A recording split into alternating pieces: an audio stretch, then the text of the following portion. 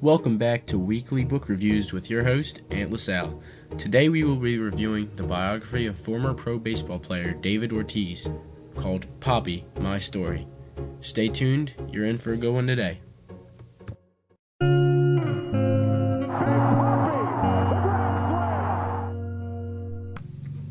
This 288-page book is written by David Ortiz himself, along with co-author Michael Holley.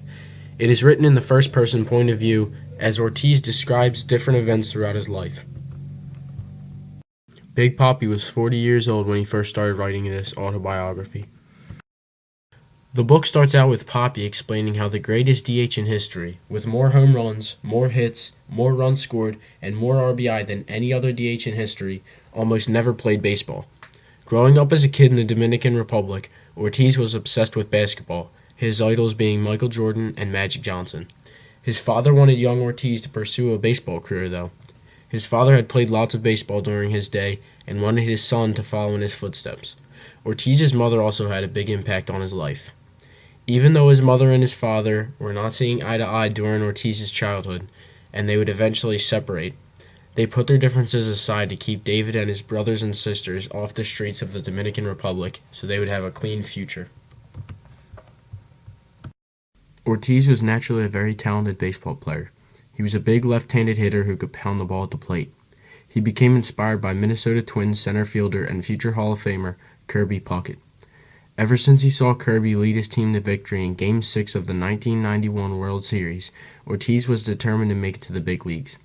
Coincidentally, the first team Ortiz would ever play a major league game with would be the Minnesota Twins. Big Papi was never able to thrive as a player on this team, as he had a horrible relationship with the team manager, Tom Kelly. He was never able to settle his conflict with his manager, but the problem resolved itself when he was traded to the Red Sox in 2003.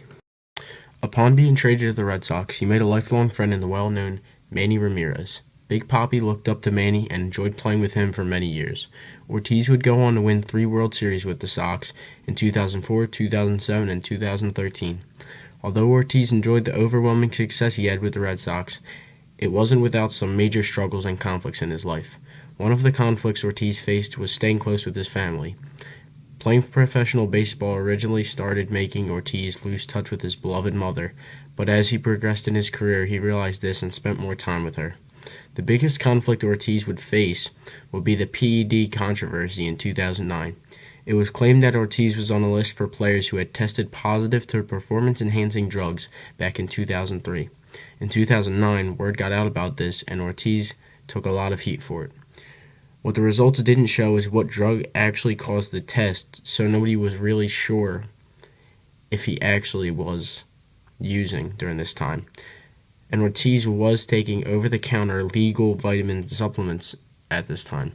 Being associated with Manny Ramirez couldn't have helped his case, though, because Manny Ramirez was one of the players found positive.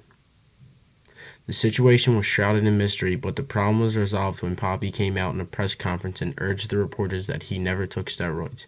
Thankfully, the conflict just blew over in the following months. Ortiz ends the book talking about the day after his last baseball game. My favorite page in the book is the last page because it wraps up an amazing career in a very emotional way, and with words from my all-time favorite baseball player, Derek Jeter. The last page is as follows. They were my brothers and sisters too. For 14 years they had encouraged me more than they ever knew, with their passion, their cheers, and even their tears. After I woke up the next morning, I sat in my family room, where a thick book rested on the coffee table. It was the album from the Yankees, and I paged through it. Joe Torre joked that he wished I'd retired in 2003. Jorge Posada, in perfect handwritten Spanish, said that I was a friend and brother. Joe Girardi talked about baseball, but said he was more impressed with the way I stood up for the city of Boston in 2013. They were all beautiful sentiments, including the one from Derek Jeter, who spoke to the new chapter in my life. Jeter wrote that I'd had a great career with awards, championships, and hard work. But now he wrote, "It's time for you to relax."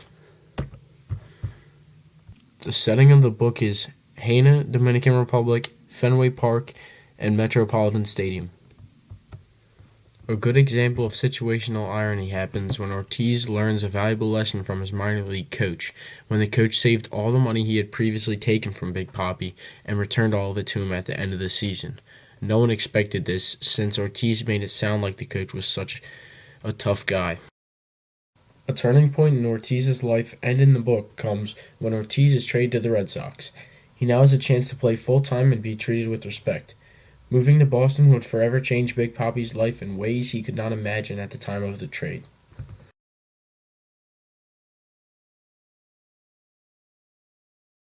Verbal irony occurs in Ortiz's life when, after being rejected by the Marlins, David's father says that it is the Marlins' loss, since David is going to be a professional baseball player.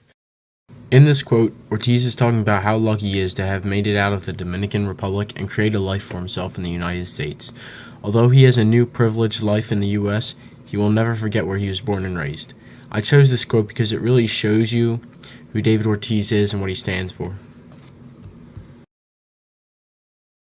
This quote is significant because Big Papi is known for being one of the clutchest hitters of all time.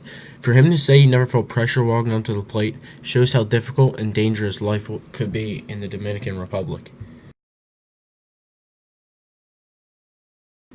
This quote is important because it shows how much Ortiz valued his family, even though he began to see his family less and less as his professional baseball career developed. I chose this quote because it shows David Ortiz's resilience and strength through injury and the media attacking him constantly. This quote is important because the girl that David Ortiz approached during this scene would be his future wife. It also shows his outrageous confidence that he had with everything he did. I would recommend this book to anyone who enjoys watching sports because it was very entertaining to hear Ortiz talk about games from his point of view on the field. Also, even people who don't like sports but like a good underdog story, this would be a good book to read because he's a self-made kid out of the Dominican Republic who created an amazing life for himself and his family. I wouldn't recommend this book to someone who doesn't like the sport of baseball, though, because the book is 90% baseball. Here at Weekly Book Reviews, we would like to give Papi My Story a 5 out of 5 stars. See you next week on Weekly Book Reviews, where we will review Edgar Allan Poe's The Raven.